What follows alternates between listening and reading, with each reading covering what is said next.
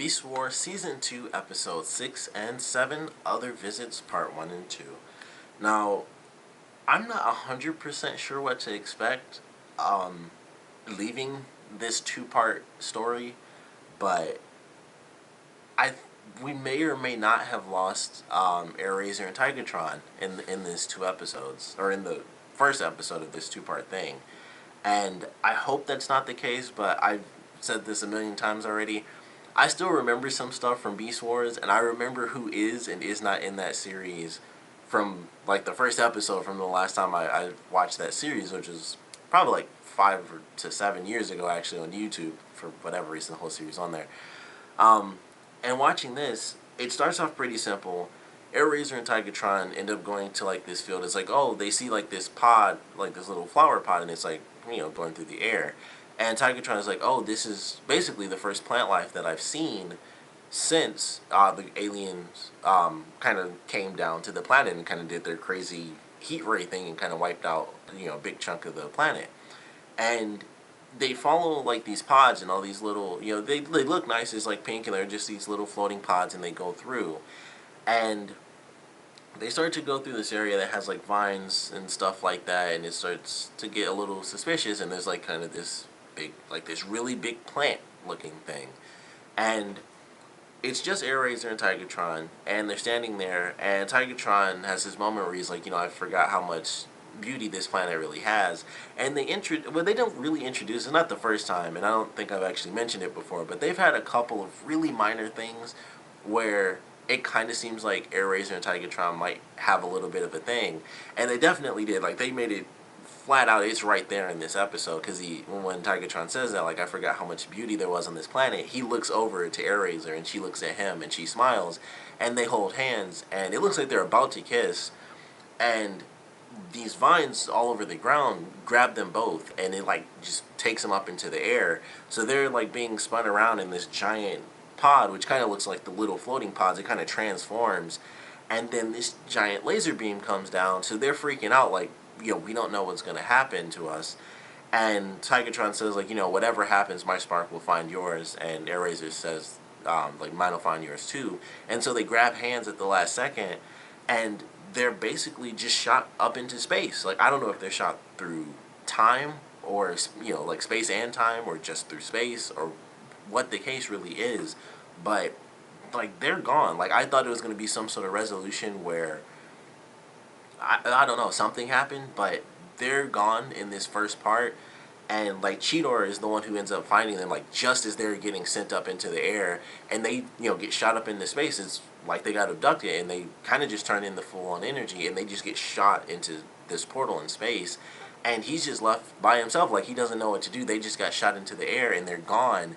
And there's never a resolution for that. I don't know if they're ever going to come back into the series or how that's going to play out. I assume that they will, because I would assume that they had that story, you know, before Beast Machines and everything. I would assume they had that story already set up, like, we'll get rid of them now, but we will bring them back. Maybe they'll be different. Maybe they'll come back as transmetals or something like that if they're, like, directly exposed to, you know, the aliens and everything like that. But when they disappeared, I was thinking, like, oh, part 2, they'll figure all this stuff out, and, you know, they'll be back, and everything will kind of be back to normal. It would be a crazy, you know, two-part thing. But that's not how it plays out at all. They disappear, and so we have the Maximals and then the Predacons, you know, going, you know, another great war, because we have this alien device, another device, you know, being activated. And in this episode, Dinobot mentions, like, man, Megatron is kind of moving ahead with his plans. Like, even though he doesn't have both discs, he's moving ahead with some of the plans that he has. So he has the information on the disc, and they have to figure out how in the world are we going to, you know, stop the Predacons. And in this episode, or in both these episodes really, Megatron gets the upper hand. For like 90% of it, Megatron has the upper hand, because he goes through, he takes all the Predacons, Tarantulas actually goes with him, and in this episode, Tarantulas decides he's no longer going to be under Megatron's rule, but he decides that he'll help him because he wants to destroy the aliens, like, just flat out. So they do still end up working together, and they actually end up taking over this alien ship, and Megatron gets complete control over it. He excuse me, he actually ends up wiping out all the Maximals in the area because they get hit with like basically a transmetal blast. So he wipes out all the Maximals. He wipes out even the Predacons on the ground as well. But the transmetal Transformers, they wake up, and all the Transformers that weren't affected or weren't changed, they all actually end up staying the same. So they're all knocked out, and the Transmetal Transformers actually end up waking up. Rat Trap actually gets saved, but Optimus is taken hostage, so Rat Trap has to take off as Megatron gets all of the Predacons together, and he heals them, he wakes them up, he brings them all onto the ship. He actually gets rid of Tarantulas because he knows he's like, well, you're not working with me, so our allegiance is done, and he tries to kill him, and he blows him up and knocks him off the ship. So he and Rat Trap end up together because he basically puts a gun to Rat Trap while he's still hiding. So he and Rat Trap end up going back to the Maximal base, and he kind of tells everybody the whole story. Like, this is what happened after Cheetor basically told them what happened, the first time with Airazor and Tigatron, and they basically have to set up a whole attack to go get Optimus back. So they have to kind of work with Tarantulas so that he can track down where the ship is, because they actually teleport from the location they were at. So he tracks them down. They go back to this ship. They kind of put on a bit of a show where Rat Trap and Tarantulas are actually sneaking into the base, and the rest of the Maximals just attack the ship and kind of drive everyone else out. So they get inside. They split up because Tarantulas just flat out takes off while Rat Trap has his back to him. So he goes in, he gets to the main area while the rest of the Predacons are all drawn out.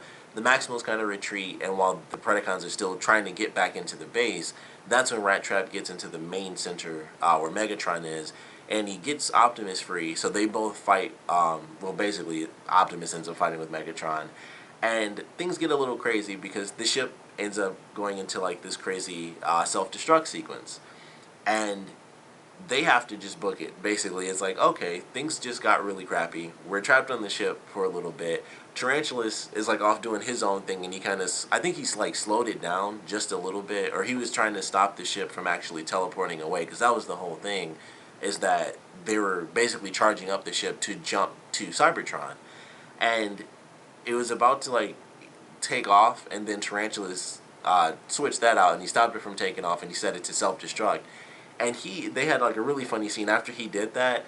They kind of cut to another scene where they're back in the center because he was in a totally different part of the ship after he left, and he's in his like beast mode, and he flies past them because he's like in the basically half vehicle mode with where he's like using the wheel, and he flies past Rat Trap like he was gone. He didn't even say anything. He just flew past him, and and Rat Trap looked and was like, I guess it's kind of time to get out of here because he just bolted past us. So they all end up, getting off the ship at like the last minute, of course, and it blows up. So the ship is completely destroyed. Megatron no longer has a way to get back to Cybertron. Tarantulas is now off. He's kind of just doing his own thing until he decides he wants to come back or whatever. He's that character now. And the Predacons kind of just go their own way because they lost the ship. There's no way for them to get to Cybertron. And the Maximals are kind of trapped where it's like, we technically won because we stopped Megatron from getting to, centuries old Cybertron and, changing all of history. But we also destroyed the one thing that sent Airazor and Tigatron up into space, and we have no idea what happened to them. So it was a really bittersweet sort of ending because I really was expecting it to have a normal resolution, and they'd get them back, they'd figure it out, they would just figure out exactly what happened, and they would get them back from wherever they ended up going. And that just wasn't the case, and it just ends, and it's like, well, if their sparks are out there, hopefully they'll come back to us somehow, or at some point, and they're gone now. And I was like, that is almost insane to me. Like, they weren't the two newest, but I guess second and third newest, Maximal characters. We still only have 3 new Maximals, and now it's only Silverbolt as the newest, of all the Maximals.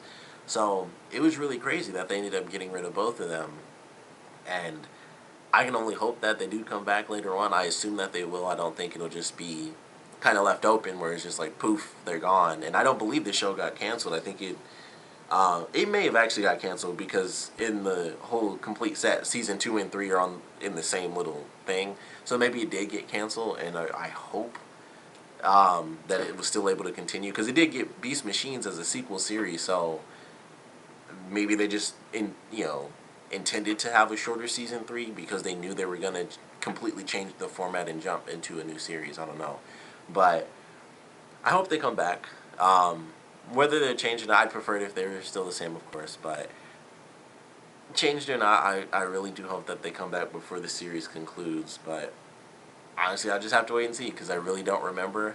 Um, I'll just have to see how all that stuff plays out. But it was still 2 really good episodes. Like I said, very bittersweet ending where they kind of won against Megatron because he had like complete control of this ship, and they were actually able to save Optimus and destroy the ship and keep him from wiping out, or like helping the Decepticons and basically killing off the Autobots in the past and everything. So they technically won. Big picture, they definitely succeeded, but still a big picture, but just a lesser picture. They have no idea where their friends are, and they're just gone in space and time. Like, who knows? So, definitely a bittersweet ending, but I certainly enjoyed it. Of course, if you guys have any comments about this episode or anything Transformers in general, please put your comments down in the comment section below, and thanks for watching.